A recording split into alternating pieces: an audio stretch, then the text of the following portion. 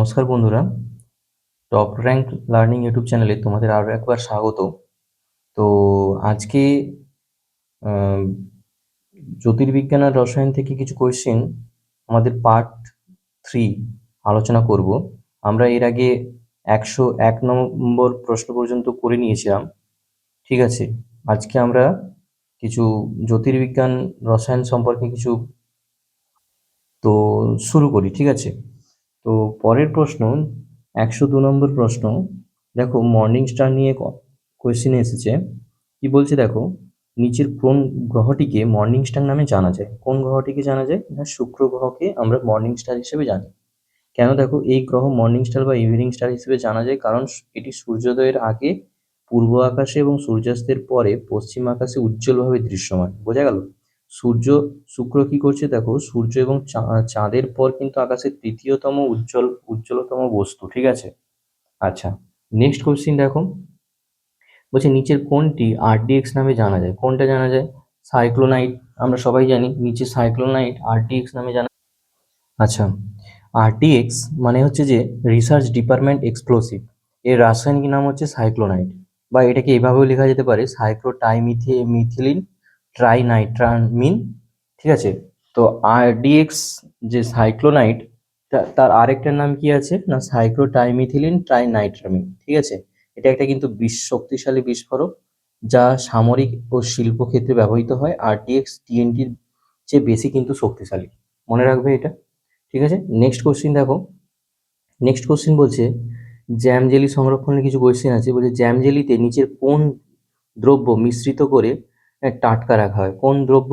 না সবাই জানো এটা কি হবে, sodium benzoate. Sodium benzoate, option number C is the right answer. Sodium benzoate হচ্ছে যে কি করছে দেখো, একটি খাদ্য সংরক্ষক হিসেবে কাজ করে, যা ব্যাকটেরিয়া, ছত্রাক এবং ইস্টের বৃদ্ধি রোধ করতে সাহায্য করে, ঠিক আছে। এটি কিন্তু জ্যাম, জেলি, আচার, সস এবং পানীয়তে ব্যবহৃত করা হয়। এটি নিরাপদ এবং কার্যকর সংরক্ষক হিসেবে বিশ্বব্যাপী অনুমোদিত। বোঝা গেল? আচ্ছা, নেক্সট প্রশ্ন দেখো, নিচের কোনটি আল্ট্রা পিউরিফিকেশনের জন্য ব্যবহার করা হয়? কোনটা ব্যবহার করা হয়?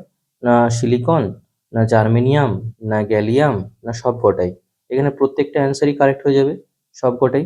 সিলিকন, জার্মেনিয়াম, গ্যালিনিয়াম সবকটাই কি করছে দেখো, সেমিকন্ডাক্টর শিল্পে ব্যবহৃত হয় এবং অত্যন্ত উচ্চ বিশুদ্ধতা প্রয়োজন, ঠিক আছে। এবং জোন রিফাইনিং পদ্ধতিতে এই মৌলগুলোকে 99.99% 9N বিশুদ্ধতায় পরিশোধন করা হয়। বোঝা গেল? খুবই খুবই ইম্পর্টেন্ট কোয়েশ্চেন একটা।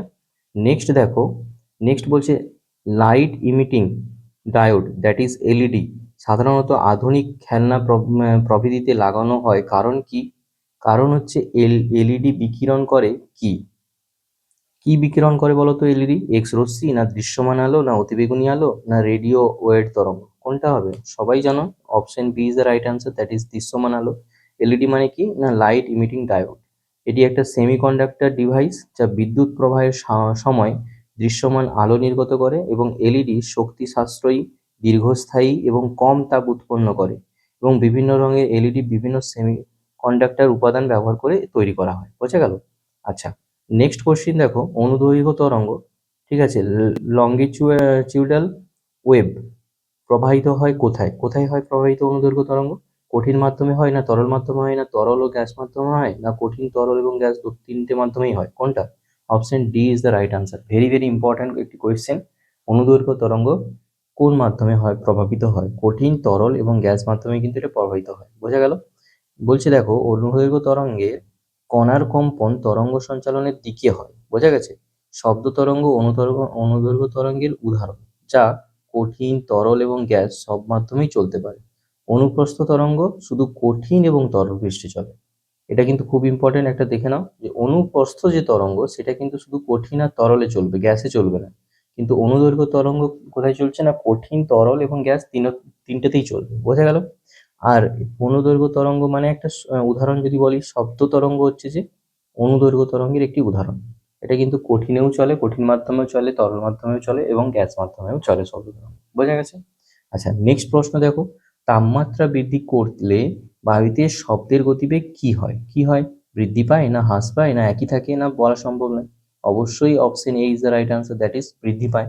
দেখো, তাপমাত্রা বৃদ্ধির সাথে সাথে বায়ুর অণুর যে গতিশক্তি সেগুলো কিন্তু বাড়ে, এবং শব্দের গতিবেগ বাড়বে। গতিশক্তি বাড়া মানে কি? শব্দের গতিবেগ বাড়বে।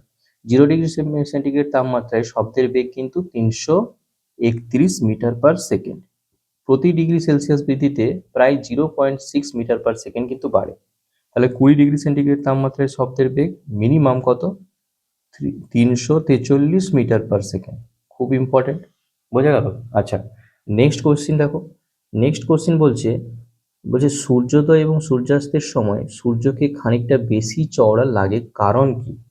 কারণ প্রথম দেখো, অভ্যন্তরীণ পূর্ণ প্রতিফলন হয়, না বায়ুমণ্ডলীয় প্রতিফলন হয়, না বায়ুমণ্ডলীয় প্রতিসরণ হয়, না প্রান্তীয় অবস্থায় থাকে বলে হয় এটা?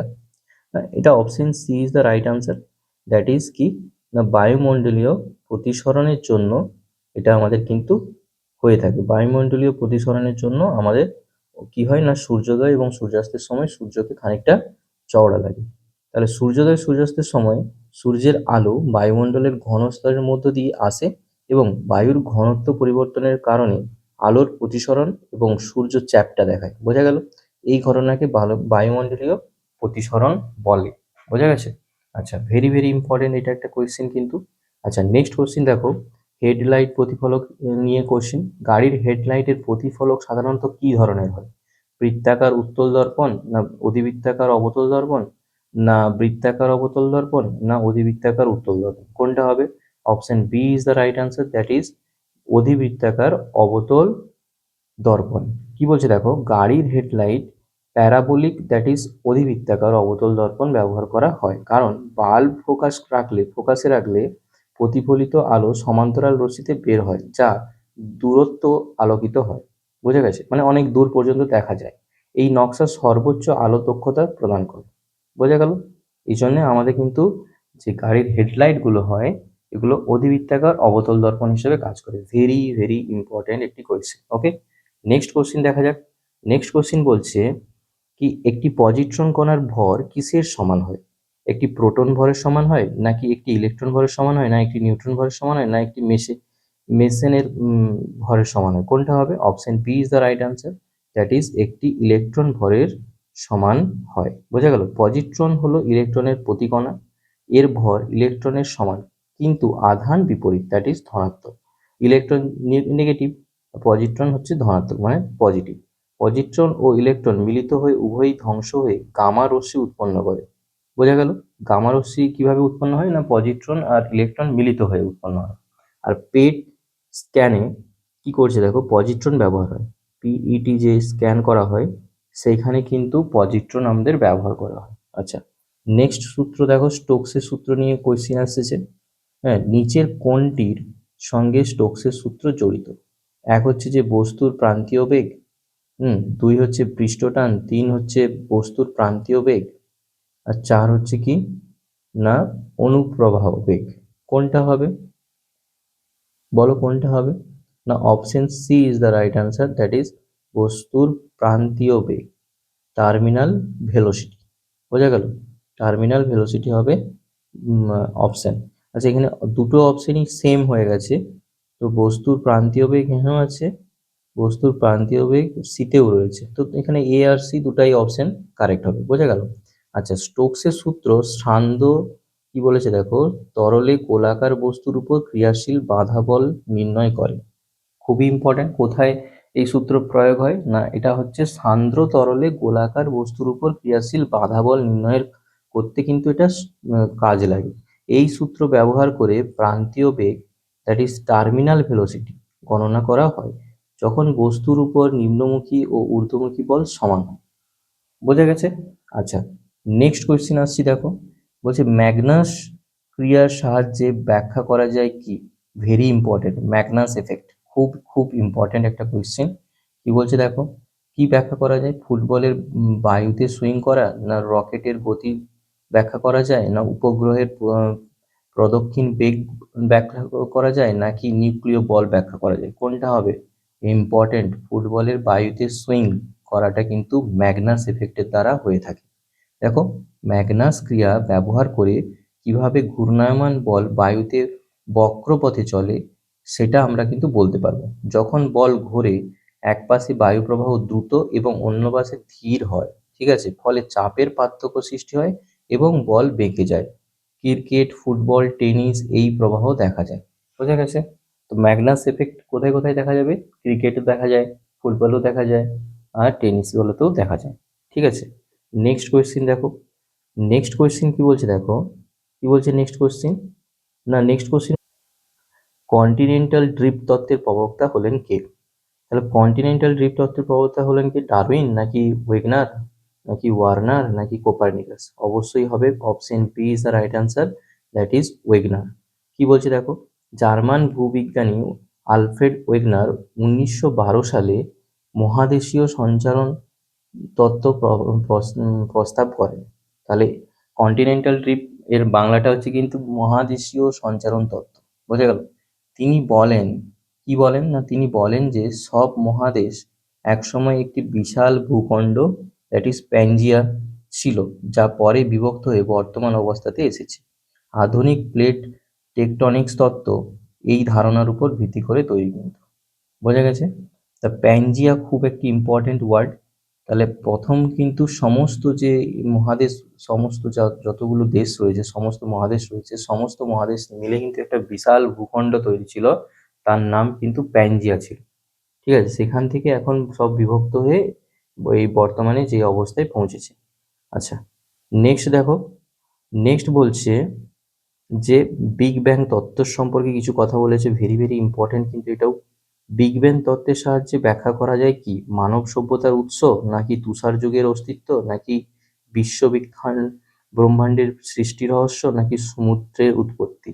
অবশ্যই বিগ ব্যাং তত্ত্ব থেকে আমরা অপশন সি, দ্যাট ইজ বিশ্ব ব্রহ্মাণ্ডের সৃষ্টি সম্পর্কে, রহস্যের সম্পর্কে আমরা জানতে পারি। বিগ ব্যাং তত্ত্ব ব্যাখ্যা করেন, ব্যাখ্যা করে যে ব্যাখ্যা করে কি ব্যাখ্যা করে দেখো, মহাবিশ্ব প্রায় 13.8 বিলিয়ন বছর আগে একটি অত্যন্ত ঘন ও উত্তপ্ত বিন্দু থেকে বিস্ফোরণের মাধ্যমে সৃষ্টি হয়েছে। বোঝা গেছে? তখন থেকে প্রসারিত হচ্ছে কিন্তু আস্তে আস্তে। এই তত্ত্ব মহাজাগতিক পটভূমি বিকিরণ এবং গ্যালাক্সির দূরত্ব বৃদ্ধি দ্বারা সমর্থিত। ঠিক আছে, নেক্সট কোশ্চিন দেখো। নেক্সট কোশ্চিন বলছে কৃষ্ণগহ্বর নিয়ে কোশ্চিন বলছে, কৃষ্ণগহ্বর দ্যাট ইজ ব্ল্যাক হোল নীতির প্রবর্তক কে? সিভি রামন, নাকি জে এইচ ভাবা, নাকি এস চন্দ্রশেখর, নাকি সত্যেন্দ্রনাথ বোস? অবশ্যই option C is the right answer, S Chandrasekhar হবে আপনাদের রাইট অ্যান্সার। কি বলছে দেখো, ভারতীয় আমেরিকান জ্যোতির্পদার্থবিদ সুব্রহ্মণ্যন চন্দ্রশেখর কৃষ্ণগহ্বর সংগঠনের তাত্ত্বিক ভিত্তি স্থাপন করেন। বোঝা গেল? তার চন্দ্রশেখর সীমা নির্ধারণ করে কি করছে দেখো, না কোনো ভরের তারা মৃত্যুর পর কৃষ্ণগহ্বরে পরিণত হবে। তিনি কি বলছে দেখো, না 1983 সালে নোবেল পুরস্কার পেয়েছিল কিন্তু, খুবই ইম্পর্ট্যান্ট। এস চন্দ্রশেখর 1983 সালে নোবেল পুরস্কার পেয়েছিল। ওকে, নেক্সট প্রশ্ন দেখো, পরবর্তী প্রশ্নে আসা যাক। পরবর্তী প্রশ্ন কি বলছে দেখো, পরবর্তী প্রশ্ন বলছে কি ভারতবর্ষের উপগ্রহ উৎক্ষেপণ কেন্দ্র কোথায় অবস্থিত? কোথায় অবস্থিত? থুম্বাতে, নাকি শ্রীহরিকোটাতে, নাকি চাঁদিপুর, নাকি কাঁথি? অবশ্যই option B is the right answer, that is Sriharikota. হ্যাঁ, এটা কোথায় না উপগ্রহ উৎক্ষেপণ কেন্দ্র অবস্থিত হয়েছে। Satish Dhawan space centre, that is SDSESC Sriharikota অন্ধ্রপ্রদেশে অবস্থিত। বোঝা গেল? শ্রীহরিকোটা অন্ধ্রপ্রদেশে অবস্থিত এবং এটি ভারতের প্রধান উপগ্রহ উৎক্ষেপণ কেন্দ্র। ইসরো এখান থেকে কি তৈরি করছে দেখো, PSLV এবং GSLV রকেট উৎক্ষেপণ করে। থুম্বা হচ্ছে কোথায় আছে না কেরালায় আছে, ভারতের প্রথম রকেট উৎক্ষেপণ স্থান ছিল, কিন্তু এখন শুধু স্ট্যান্ডিং রকেটের জন্য ব্যবহৃত হয়। বোঝা গেছে? আচ্ছা, নেক্সট দেখো, অপটিক্যাল যন্ত্র নিয়ে কোশ্চিন এসেছে, নিচের কোনটি আলোকীয় যন্ত্র দেখো অপটিক্যাল ইনস্ট্রুমেন্ট নয়? কোনটা নয়? মাইক্রোস্কোপ, নাকি এন্ডোস্কোপ, নাকি পেরিস্কোপ, নাকি টেলিস্কোপ? এন্ডোস্কোপ যেটা, সেটা কিন্তু আলোকীয় যন্ত্র নয়, দ্যাট ইজ অপটিক্যাল ইনস্ট্রুমেন্ট নয়। দেখো এন্ডোস্কোপ কি হয় না, অপটিক্যাল ফাইবার ব্যবহৃত করে কিন্তু এটি একটি চিকিৎসা যন্ত্র, বিশুদ্ধ অপটিক্যাল যন্ত্র কিন্তু নয়। মাইক্রোস্কোপ, পেরিস্কোপ, টেলিস্কোপ লেন্স ও দর্পণ ব্যবহার করে আলোকীয় নীতিতে কাজ করে। বোঝা গেছে? নেক্সট কোশ্চিন দেখো, বলছে কি বলছে নেক্সট কোশ্চিন, মহাবিশ্বের সব থেকে গুরুত্বপূর্ণ উপাদান হলো কোনটি? কোনটা হবে বলো তো? অবশ্যই silicon is the right answer, that is SI. পৃথিবীর ভূতত্ত্বকে কি বলছে দেখো, দ্বিতীয় সর্বাধিক প্রচুর মৌল অক্সিজেনের পর এটা কিন্তু পাওয়া যায় সিলিকন। ঠিক আছে, অক্সিজেন সব থেকে বেশি হয় মহাবিশ্বে আছে, তারপরে রয়েছে কি সিলিকন। এটা কি বলছে দেখো, শিলা, বালি এবং মাটির প্রধান উপাদান। মহাবিশ্বে হাইড্রোজেন সবচেয়ে প্রচুর, সব থেকে বেশি কি আছে না হাইড্রোজেন। কিন্তু পৃথিবীর ভূতত্ত্বকে সিলিকন অত্যন্ত গুরুত্বপূর্ণ। ঠিক আছে, নেক্সট দেখো, নেক্সট কোশ্চেন দেখো, নেক্সট কোশ্চেন কি বলছে দেখো, কম্পিউটারের পরিভাষা অনুযায়ী টিবির অর্থ কি? কিছু কম্পিউটার সম্পর্কে কোশ্চেন নিয়ে এসেছে। তো টিবির অর্থ সবাই জানো, টেরাবাইট। কি হবে? টিবি মানে টেরাবাইট। আচ্ছা, জিবি মানে তাহলে কি? জিবির অর্থ তোমরা কমেন্ট করে জানাও। জিবির অর্থ হচ্ছে কিন্তু গিগাবাইট হবে, বোঝা গেল? আচ্ছা, টিবি জিবি হলো, এমবির অর্থটা কি? কমেন্ট করে জানাও। আর কেবির অর্থ কি? এটাও কমেন্ট করে তোমরা জানাও। বোঝা গেছে? আর সব থেকে বড়, হ্যাঁ, টিবি নাকি জিবি নাকি এমবি নাকি কেবি, সব থেকে কোনটা বড় সেটাও আমাদের কমেন্ট করে জানাও তোমরা। ঠিক আছে? আচ্ছা, টেরাবাইট কেন? দেখো, টেরাবাইট পূর্ণরূপ। টেরাবাইট, হ্যাঁ, টিবির পুরনো। তাহলে টিবি, 1 টিবি ইজগাল টু কত? না 1024 জিবি। আর এটাকে আমরা এভাবেও বাইটসেও লেখা যেতে পারে। তাহলে 1 কেবি মানে কিন্তু সবাই জেনে রাখো 8 বাইটস। কত? 1 কেবি মানে 8 বাইটস। 1 বাইট, 1 বাইট মানে কত? না 8 বাইটস। বোঝা গেল? 1 বাইট মানে 8 বাইটস, কিন্তু এটা খুবই ইম্পর্টেন্ট। আর 1 কেবি মানে 1024 বিট। ঠিক আছে, 1024 বিট। আচ্ছা, নেক্সট কোশ্চিন আসছি দেখো, বলছে, আর নেক্সট কোশ্চিন আসার আগে আরেকটু একটু এখানে দেখে নিই। আধুনিক হার্ড ড্রাইভ এবং এসএসডি সাধারণত টেরাবাইটে পরিমাপ করা হয়। বড় ডেটা স্টোরেজ এবং ক্লাউড সার্ভিসে টেরাবাইট এককভাবে ব্যবহৃত হয়। ওকে, নেক্সট কোশ্চিন দেখো, কম্পিউটার প্রোগ্রামে কি কি থাকে? কি কি থাকে? নির্দেশাবলী এবং তথ্য থাকে, না নিম্ন স্তরের ভাষা থাকে, না নির্দেশ সম্বলিত তথ্য এবং নিম্ন স্তরের ভাষা, না তথ্য? অবশ্যই option A is the right answer, that is নির্দেশাবলী এবং তথ্য থাকে। কম্পিউটার প্রোগ্রামিং হলো নির্দেশাবলী, দ্যাট ইজ ইনস্ট্রাক্টর, এবং তথ্য, দ্যাট ইজ ডাটা সমন্বয়ে গঠিত। ঠিক আছে, যা কম্পিউটারকে নির্দিষ্ট কাজ সম্পাদন করতে বলে। প্রোগ্রাম বিভিন্ন প্রোগ্রামিং ভাষায় লেখা হয় এবং কম্পাইলার বা ইন্টারপ্রেটার দ্বারা মেশিন কি করে না কোডে রূপান্তরিত করে ওটাকে। বোঝা গেছে? আচ্ছা, সি প্লাস প্লাস নিয়ে কোশ্চিন বলছে। সি প্লাস প্লাস কি? একটি ইনপুট ডিভাইস নাকি একটি আউটপুট ডিভাইস নাকি একটি অ্যাসেম্বলি ল্যাঙ্গুয়েজ নাকি একটি প্রোগ্রামিং ল্যাঙ্গুয়েজ? এটা অবশ্যই অপশন ডি হয়ে যাবে অ্যান্সার। এটা হচ্ছে একটা প্রোগ্রামিং ল্যাঙ্গুয়েজ। ঠিক আছে, অ্যাসেম্বলি ল্যাঙ্গুয়েজ নয়, মেশিন লার্নিং হচ্ছে অ্যাসেম্বলি ল্যাঙ্গুয়েজ, কিন্তু প্রোগ্রামিং ল্যাঙ্গুয়েজ হচ্ছে একটা সি প্লাস প্লাস। আচ্ছা, C plus plus programming language, তারপরে লেটেক্স একটা প্রোগ্রামিং ল্যাঙ্গুয়েজ। ঠিক আছে, যেমন সি প্লাস প্লাস কি বলছে দেখো, একটি উচ্চ স্তরের প্রোগ্রামিং ভাষা। হ্যাঁ, কি বলছে তারপরে, যা বেয়ারনে স্ট্রাউসট্রাপ 1985 সালে তৈরি করেছিল কিন্তু, এবং এটা সি ভাষার সম্প্রসারণ করেছে এবং অবজেক্ট ওরিয়েন্টেড প্রোগ্রামিং সমর্থন করছে। সি প্লাস প্লাস, হ্যাঁ, সিস্টেম সফটওয়্যার গেম ডেভেলপমেন্ট এবং উচ্চ পারফরমেন্স অ্যাপ্লিকেশনে ব্যবহৃত হয়। বোঝা গেছে? নেক্সট কোশ্চিন দেখো, নেক্সট কোশ্চিন বলছে, ওরাকেল নিয়ে কোশ্চিন। নিম্নোক্ত কোনটি অপারেটিং সিস্টেম নয়? কোনটা নয়? ডস না উইন্ডোজ না ওরাকেল না লিনাক্স? অবশ্যই ওরাকেল অপারেটিং সিস্টেম নয়। লিনাক্সও একটা operating system, open source operating system Linux. ডসও একটা অপারেটিং সিস্টেম, হ্যাঁ, আর উইন্ডোজ তো জানোই তোমরা অপারেটিং সিস্টেম। তাহলে ওরাকেল একটি কিন্তু ডেটাবেস ম্যানেজমেন্ট সিস্টেম, ডিবিএমএস। ঠিক আছে, এটা not a operating system, operating system কিন্তু নয়। ডস উইন্ডোজ লিনাক্স সবই কিন্তু operating system. Oracle database, database বড় এন্টারপ্রাইজ অ্যাপ্লিকেশন, হ্যাঁ, অ্যাপ্লিকেশনের ডেটা সংরক্ষণ এবং পরিচালনায় ব্যবহৃত করা হয়। ঠিক আছে? আচ্ছা, নিম্নোক্ত কোনটি কম্পিউটারে স্থায়ীভাবে তথ্য সংরক্ষণ, দ্যাট ইজ ডাটা স্টোর করে? কোনটা? না রম করে, না এলইউ করে, না র্যাম করে, না ক্যাশ মেমোরি করে? ক্যাশ মেমোরি তো হবেই না। আচ্ছা, এলইউ তো হবে না, অ্যারিথমেটিক লজিক্যাল ইউনিট। আচ্ছা, র্যাম, র্যাম হচ্ছে ভোলাটাইল মেমোরি। তাহলে এটা কে করে? না রম করে। কে করে? Option A is the right answer. ROM হচ্ছে permanent memory. Read only memory, এর ফুল ফর্মটাও আসতে পারে পরীক্ষাতে। আচ্ছা, স্থায়ী মেমোরি যেখানে তথ্য বিদ্যুৎ বন্ধ হলেও থাকে, সেটাকেই বলা হচ্ছে কিন্তু স্থায়ী মেমোরি। এতে বায়োস এবং কি বলছে দেখো, ফার্মওয়্যার সংরক্ষিত থাকে। র্যাম অস্থায়ী মেমোরি। র্যামটা কি না, র্যাম হচ্ছে কিন্তু অস্থায়ী মেমোরি।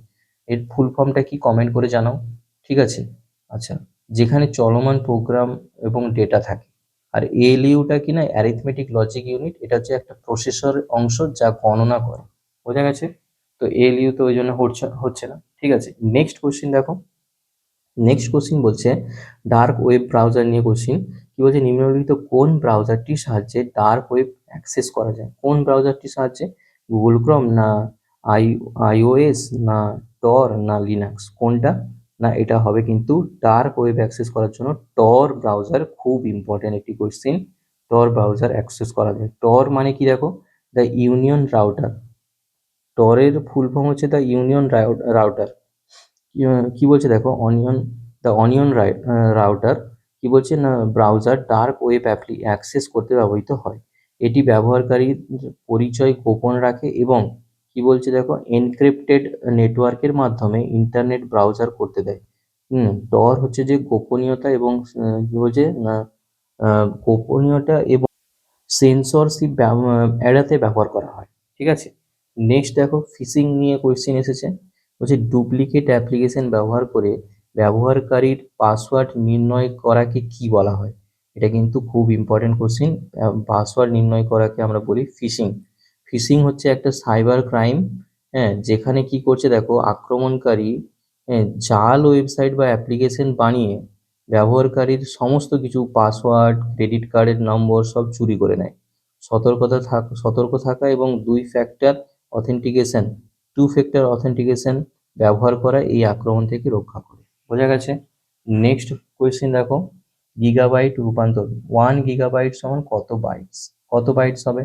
আমরা জানি 1 গিগাবাইট মানে হচ্ছে 10⁹ বাইটস। কত হবে? Option C is the right answer, 10⁹ bytes. হ্যাঁ, বাইনারি পদ্ধতিতে কিন্তু এটা পাওয়া যাবে 10⁹ বাইটস।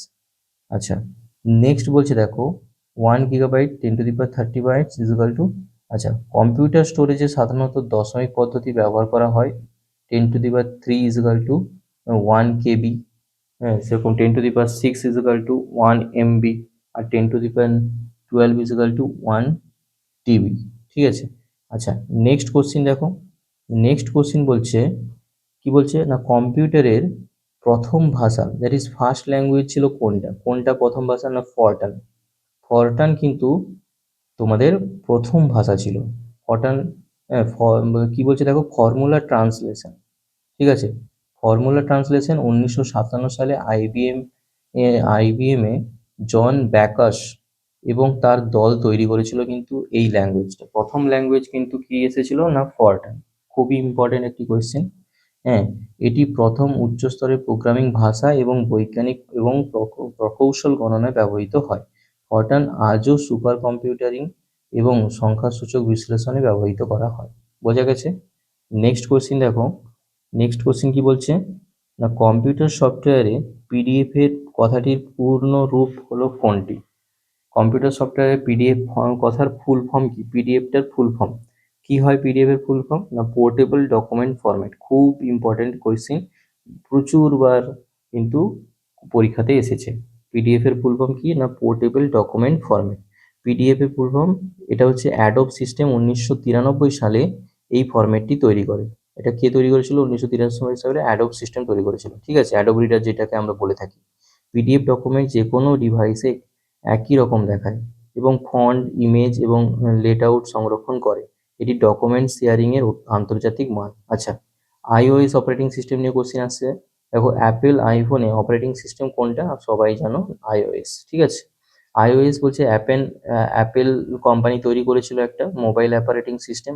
আইফোন, আইপ্যাড, আইপড টাচে ব্যবহৃত হয়। এটি 2007 সালে প্রথম আইফোনের সাথে চালু হয় এবং iOS তার নিরাপত্তায় ব্যবহারকারী, হ্যাঁ কি বলছে দেখো, বান্ধব ইন্টারফেস এবং অ্যাপ, হ্যাঁ ইকোসিস্টেমের জন্য পরিচিত।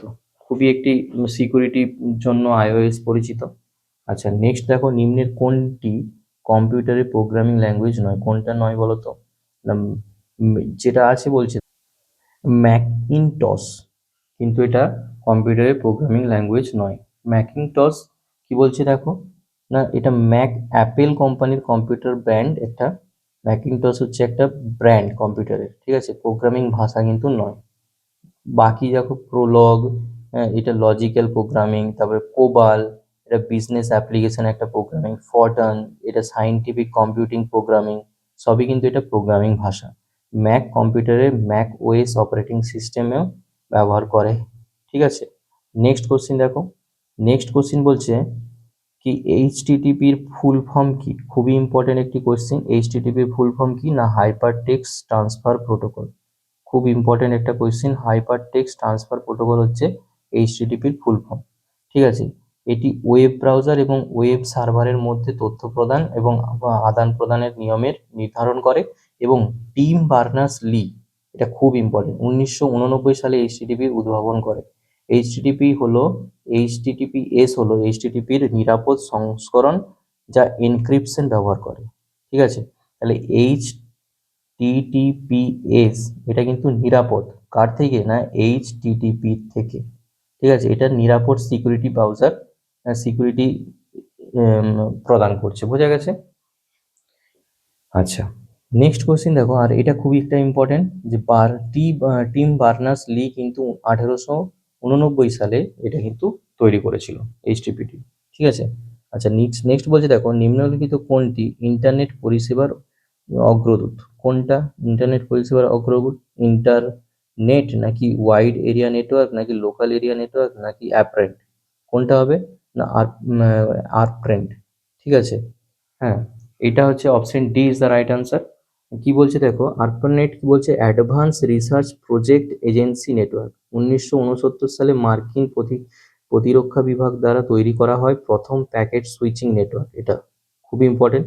এটি আধুনিক ইন্টারনেটে পূর্বসূরি এবং টিসিপি/আইপি প্রোটোকলের ভিত্তিতে স্থাপন করা হয়েছে, বোঝা গেছে।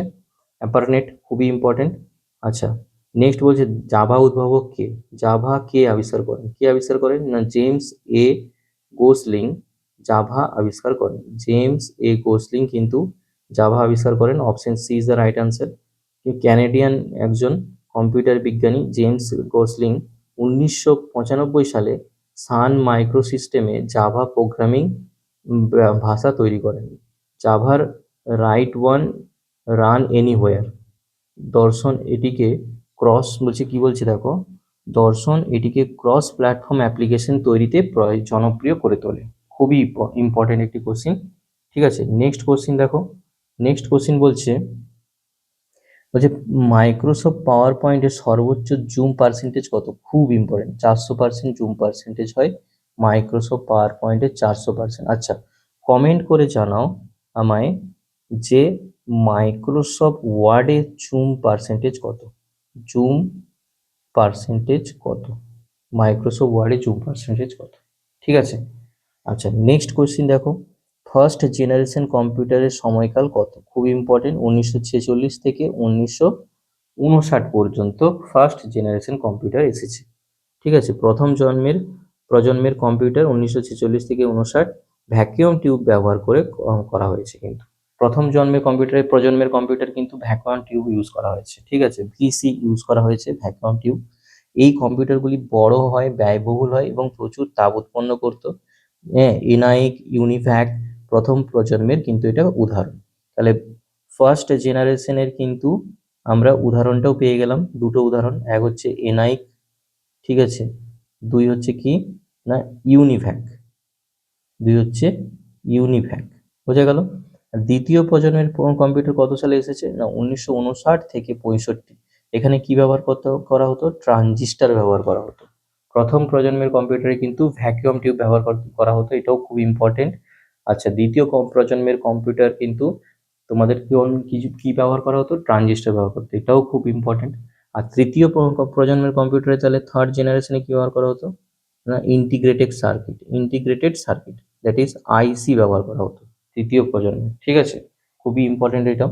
আচ্ছা, নেক্সট দেখো, পরের কোশ্চেন, বিশ্বের প্রথম মাইক্রো প্রসেসর হলো কোনটি, প্রথম মাইক্রো প্রসেসর হচ্ছে ইন্টেল 4004, খুবই important, option B is the right answer.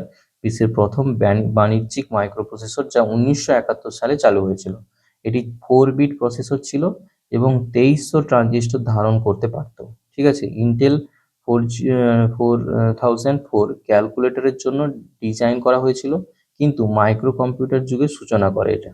বুঝা গেছে? আচ্ছা, নেক্সট কোশ্চিন দেখো, বলছে পেন্টিয়াম নিচের কোনটির সঙ্গে সম্পর্কযুক্ত? পেন্টিয়াম হচ্ছে যে মাইক্রো প্রসেসরের সঙ্গে কিন্তু সম্পর্কযুক্ত। Option A is the right answer. Pentium Intel কোম্পানির কি বলছে দেখো, মাইক্রো প্রসেসর ব্র্যান্ড, ঠিক আছে, যা 1993 সালে কিন্তু এটা চালু করা হয়েছিল। পেন্টিয়াম প্রসেসর 32 বিটের হয়ে থাকে, পরে কিন্তু এটা কি না 64 বিটেরও তৈরি করেছে, আর্কিটেকচার ব্যবহার করা হয়েছে। 1990 এবং 2000 এর দশকে পার্সোনাল কম্পিউটারে ব্যাপকভাবে ব্যবহৃত করা হয়েছে পেন্টিয়াম। আচ্ছা, নেক্সট দেখো, কোবালের নির্মাতা কে ছিল? কোবাল একটা কি ছিল না প্রোগ্রামিং ল্যাঙ্গুয়েজ, তাহলে এটার কে নির্মাতা না গ্রেস মারি হুপার। গ্রেস মারি হুপার কিন্তু কোবালের নির্মাতা। দেখো হচ্ছে রিয়ার অ্যাডমিরাল গ্রেস হোপার কি বলছে দেখো, COBOL that is common business oriented language উন্নয়নে প্রধান ভূমিকা পালন করে। 1959 সালে কোবাল তৈরি হয়েছে আর ব্যবসায়িক অ্যাপ্লিকেশনে ব্যাপকভাবে ব্যবহৃত হয়েছে। গ্রেস হপার কি করছে দেখো, কম্পিউটার প্রোগ্রামিং এর মা হিসেবে পরিচিত। তাহলে of mother of computer programming computer programming mother of computer programming কে না আমাদের গ্রেস হপার। ঠিক আছে, গ্রেস হপার হচ্ছে আমাদের মাদার অফ কম্পিউটার প্রোগ্রামিং। ঠিক আছে, নেক্সট দেখো এসকিউএল এর ফুল ফর্ম কি না, এসকিউএল এর ফুল ফর্ম হচ্ছে স্ট্রাকচার কোয়ারি ল্যাঙ্গুয়েজ। খুবই ইম্পর্টেন্ট একটি কোয়েশ্চেন, এসকিউএল এর ফুল ফর্ম। এসকিউএল এর পূর্ণ রূপ হচ্ছে স্ট্রাকচার কোয়ারি ল্যাঙ্গুয়েজ। এটা কি না, এটা হচ্ছে রিলেশনাল ডেটাবেস পরিচালনার জন্য স্ট্যান্ডার্ড ভাষা। আইবিএম 1970 দশকে কিন্তু এসকিউএল উন্নয়ন করেন। কে তৈরি করেছিল এসকিউএল? এসকিউএল হচ্ছে আইবিএম কোম্পানি তৈরি করেছিল, খুবই ইম্পর্টেন্ট এটাও।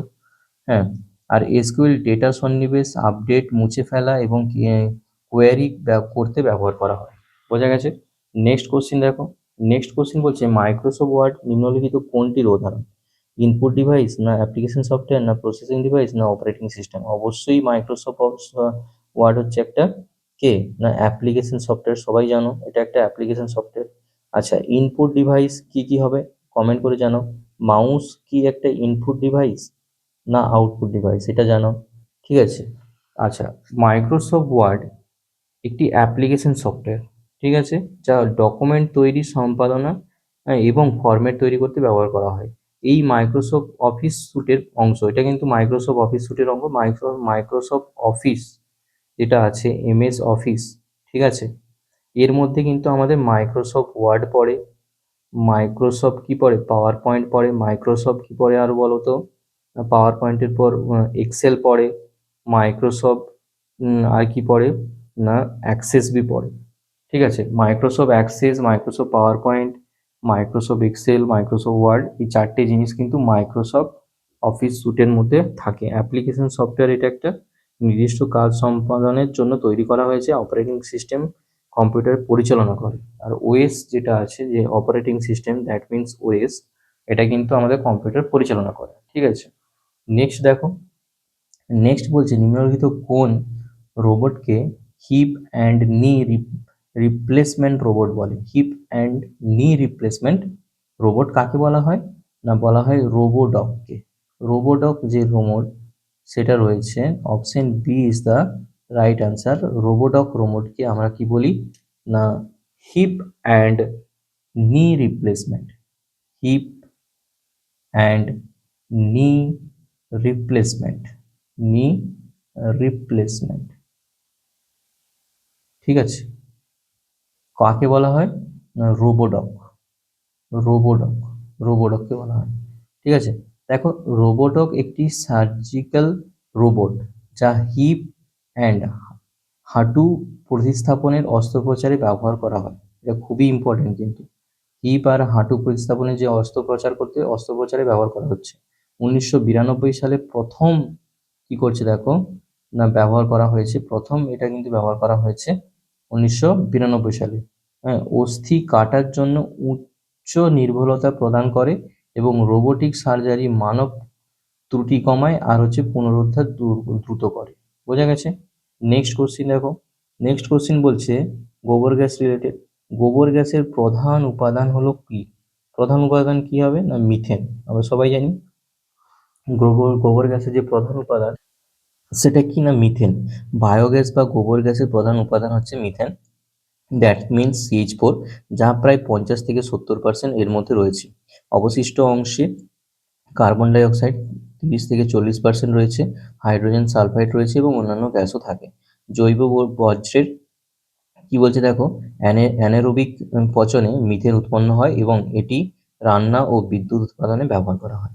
আচ্ছা, নেক্সট বলছে দেখো অ্যাসিড বৃষ্টির জন্য কোন গ্যাস দায়ী? অ্যাসিড বৃষ্টির জন্য আমরা জানি SO2 আর NO2 দায়ী। SO2 NO2, option A is the right answer. Very important question, SO2 NO2 জন্য দায়ী অ্যাসিড বৃষ্টি। সালফার ডাই অক্সাইড এবং নাইট্রোজেন ডাই অক্সাইড বায়ুমণ্ডলীয় জলীয় বাষ্পের সাথে বিক্রিয়া করে sulphuric acid that is H2SO4 এবং nitric acid that is HNO3 তৈরি করে। এই অ্যাসিড বৃষ্টির সাথে পড়ে মাটি, জলাশয় এবং কি করছে না স্থাপনা ক্ষতিগ্রস্ত হচ্ছে। শিল্প নির্গমন এবং যানবাহন এই গ্যাসের প্রধান উৎস। ঠিক আছে, নেক্সট কোশ্চিন দেখো, কোন গ্যাস গ্রিন হাউস এফেক্টে মুখ্য ভূমিকা পালন করে? সবাই জানো CO2 হচ্ছে যে গ্রিন হাউস গ্যাসের মুখ্য ভূমিকা পালন করে। কি বলছে দেখো এটা, না carbon die oxide green house effect সবচেয়ে গুরুত্বপূর্ণ ভূমিকা পালন করে।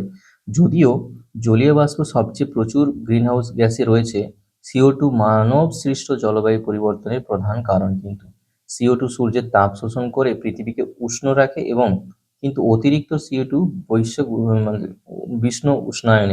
উষ্ণায়ন ঘটায়। ঠিক আছে, গ্লোবাল ওয়ার্মিং সেটা কিন্তু অতিরিক্ত CO2-র জন্যই হয়ে থাকে। বোঝা গেছে? নেক্সট দেখো, নিম্নলিখিত কোন স্তরটি ওজোন গ্যাসে সমৃদ্ধ? কোন স্তরটি ওজোন গ্যাস থাকে, মানে কোন স্তরে ওজোন গ্যাস থাকে? না সবাই জানো স্ট্র্যাটোস্ফিয়ার। স্ট্র্যাটোস্ফিয়ার যেটা সেটা ওজোন স্তরে থাকে, ওজোন গ্যাসে সমৃদ্ধ থাকে। তাহলে ওজোন স্তর স্ট্র্যাটোস্ফিয়ারে অবস্থিত। তাহলে ওজোন স্তরটা কোথায় অবস্থিত? না স্ট্র্যাটোস্ফিয়ারে অবস্থিত। ভূপৃষ্ঠ থেকে কত কিলোমিটার দূরে? 15 থেকে 35 কিলোমিটার উচ্চতায় থাকে এটা ওজোন স্তরটা। এই স্তর সূর্যের ক্ষতিকারক অতিবেগুনি রশ্মি দ্যাট ইজ UVB এবং UVC রশ্মি 97 থেকে 99% শোষণ করে পৃথিবীর জীবনকে রক্ষা করে। আর ওজোন দ্যাট ইজ O3 অক্সিজেনের অণুর 3 পরমাণুর রূপ। বোঝা গেছে? নেক্সট কোশ্চিন দেখো, বলছে CO2 জলীয় বাষ্প, CH4 এবং CO এর মধ্যে কোনটি গ্রিন হাউস গ্যাসের উপস্থিতি সর্বাধিক? কোনটা? না আমরা সবাই জানি জলীয় বাষ্প কিন্তু সর্বাধিক উপস্থিতি আছে, তারপরে কিন্তু CO2 আছে। ইম্পর্টেন্ট সবচেয়ে CO2, কিন্তু জলীয় বাষ্প সব থেকে বেশি থাকে গ্রিন হাউস এফেক্টে। জলীয় বাষ্প দ্যাট ইজ H2O ভেপার বায়ুমণ্ডলের সবচেয়ে প্রচুর গ্রিন হাউস গ্যাস, যা প্রাকৃতিক গ্রিন হাউস এফেক্টের 36 থেকে 70%-এর জন্য দায়ী।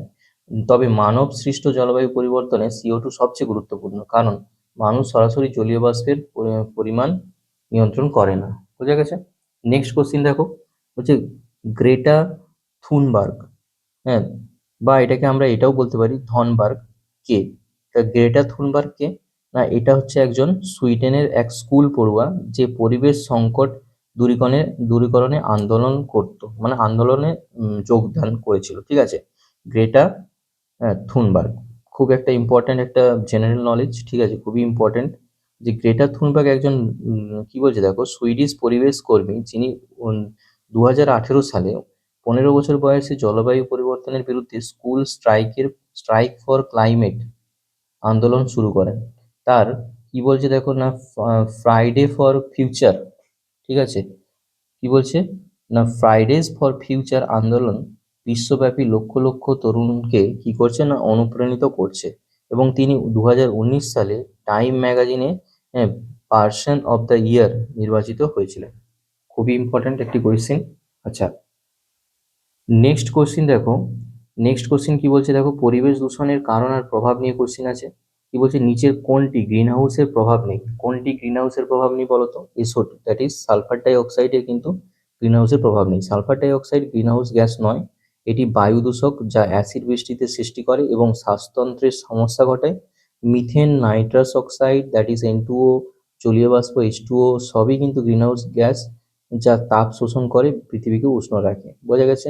নেক্সট কোশ্চিন দেখো, নিচের কোনটি গ্রিন হাউস গ্যাস? কোনটা গ্যাস? মিথেন না নাইট্রোজেন না ক্লোরিন না অ্যাসিটিলিন? অবশ্যই option A is the right answer, that is methane. CH4 একটি শক্তিশালী গ্রিনহাউস গ্যাস যা CO2-র চেয়ে 25 গুণ বেশি তাপ আটকে রাখে এবং এটি কৃষি বা ধান চাষ বা গবাদি পশু, জলাভূমি এবং জীবাশ্ম জ্বালানি উৎপাদন থেকে নির্গত হয়। বোঝা গেছে? Nitrogen, chlorine, acetylene greenhouse gas কিন্তু নয়। ঠিক আছে? শুধুমাত্র মিথেন হবে, বাকিগুলো কিন্তু নয়। ওকে? নেক্সট কোশ্চিন দেখো। নেক্সট কোশ্চিন বলছে একটি ডেট্রিটাস বা কর্কর খাদ্য শৃঙ্খলে পতঙ্গ লার্ভা এবং কি বলছে না নিমাটোড কি হিসেবে থাকে? কি হিসেবে থাকে বলো তো? না ডেট্রিটাস কনজিউমার হিসেবে থাকে। ডেট্রিটাস কনজিউমার কি জিনিস?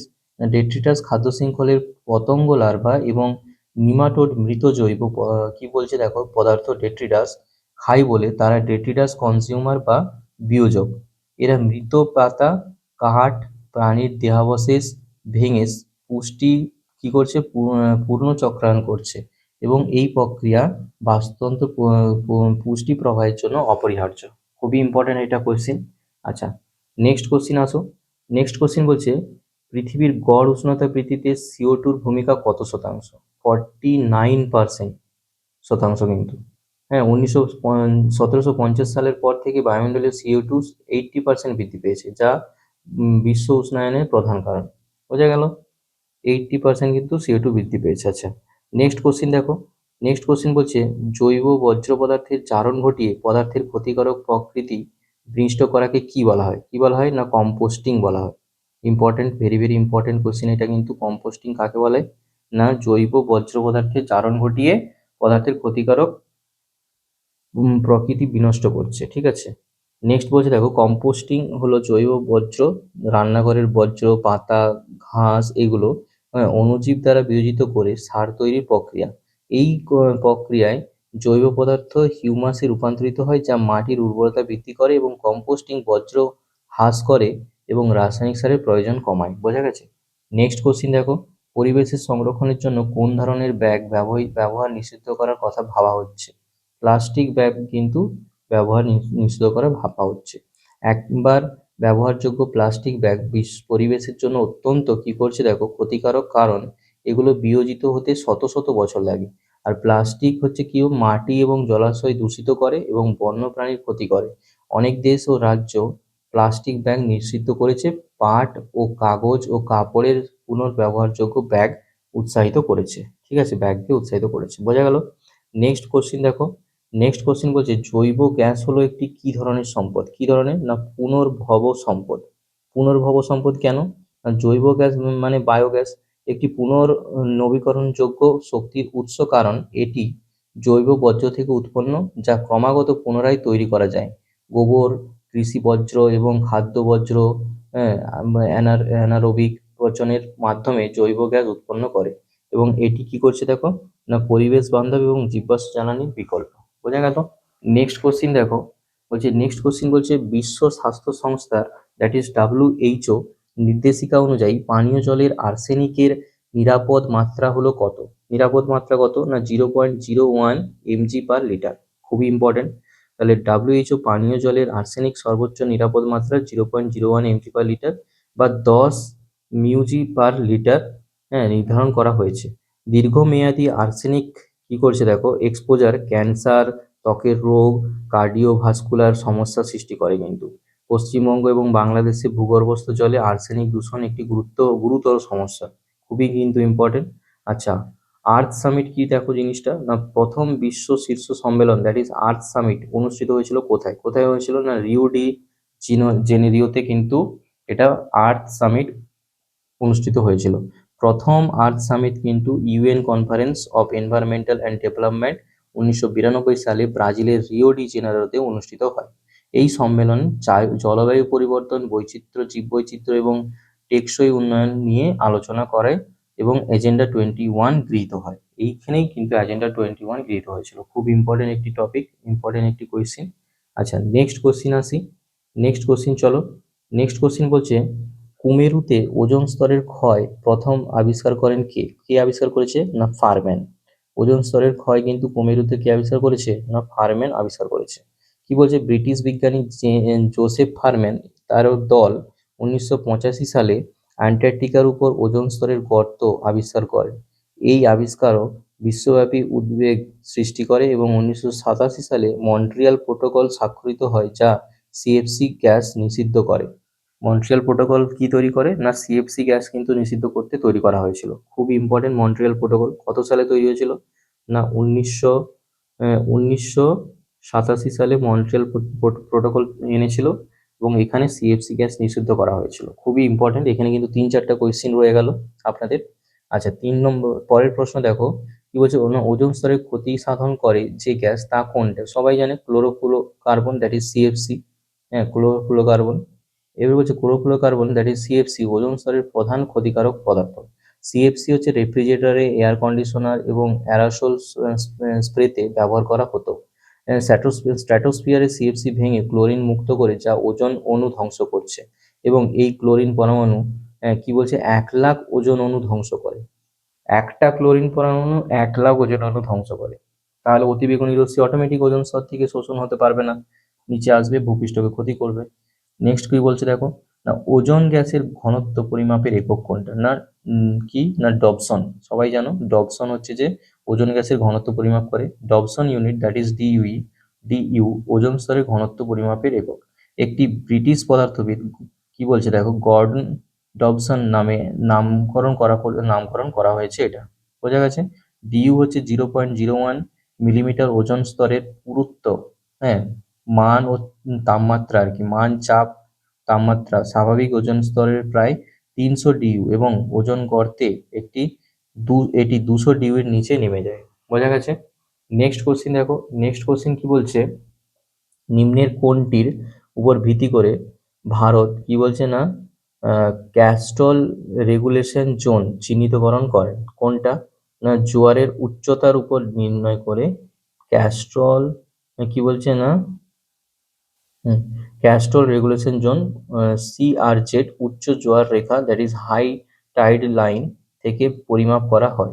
সিআরজেড নিয়ম অনুযায়ী কি বলছে দেখো অনুকূলীয় পরিবেশ রক্ষা এবং অনিয়ন্ত্রিত উন্নয়ন রোধ করতে তৈরি করা হয়েছে। সিআরজেড 1 সিআরজেড 4 পর্যন্ত থেকে সিআরজেড 4 পর্যন্ত বিভিন্ন অঞ্চলে ভিন্ন নিয়ম প্রযোজ্য। বোঝা গেছে? নেক্সট কোশ্চিন বলছে নিম্নলিখিত কোনটি পুনর্নবীকরণের যোগ্য শক্তির উৎস নয়? কোনটা? জ্বালানি কোষ কিন্তু পুনর্নবীকরণের যোগ্য উৎস নয়। বাকি জলবিদ্যুৎ পুনর্নবীকরণ মানে করতে পারে, সৌরশক্তি করতে পারে, বায়ু শক্তি থেকে হতে পারে পুনর্নবীকরণ যোগ্য উৎস, বাট জ্বালানি কোষ কিন্তু নয়। জ্বালানি কোষ কি বলছে দেখো ফুয়েল সেল নিজে শক্তির উৎস নয়, এটি রাসায়নিক শক্তিকে বৈদ্যুতিক শক্তিতে রূপান্তরিত করার একটি ডিভাইস। জলবিদ্যুৎ, সৌরশক্তি, বায়ু শক্তি সবই পুনর্নবীকরণযোগ্য কারণ এগুলো প্রাকৃতিকভাবে পুনরায় পূরণ হয়ে যায়। জ্বালানি কোষ কিন্তু হাইড্রোজেন বা অন্য জ্বালানি ব্যবহার করে যা সরবরাহ করতে সাহায্য করে। নেক্সট কোশ্চিন বলছে দেখো জল দূষণের জন্য দায়ী কোনগুলো দায়ী? উপরের সবকটাই, দ্যাট ইজ কৃষি নিকাশ ও অন্যান্য বর্জ্য, শিল্প নির্গমন সবগুলোই কিন্তু জল দূষণের জন্য দায়ী, আমরা সবাই জানি। 3 নম্বর পরের প্রশ্ন দেখো না কি বলছে বাস্তু সংস্থান বোঝায় কি? বাস্তু সংস্থান কি বোঝায় না জীব এবং তাদের পরিবেশ নিয়েই বাস্তু সংস্থান বোঝায়। ঠিক আছে? নেক্সট বলছে যে বাস্তু সংস্থান মানে ইকোলজি কি না জীব এবং তাদের পরিবেশ, জীববিজ্ঞানের শাখা যা জীব এবং তাদের পরিবেশের মধ্যে সম্পর্ক অধ্যয়ন করতে সাহায্য করে ইকোলজি। এটি খাদ্য শৃঙ্খল, শক্তি প্রবাহ, পুষ্টিচক্র এবং বাস্তুতন্ত্রের ভারসাম্য বিশ্লেষণ করে। জার্মান জীববিজ্ঞানী কি বলছে আর্নস্ট হেকেল 1866 সালে ইকোলজি শব্দটি প্রথম ব্যবহার করেছিল। খুবই ইম্পর্টেন্ট এই কোশ্চিনটাও। নেক্সট কোশ্চিন দেখো বলছে কি না ইউট্রিফিকেশন হ্যাঁ হলো এক ধরনের কোন দূষণ না জলদূষণ। ইউট্রিফিকেশন হচ্ছে একটা জলদূষণ।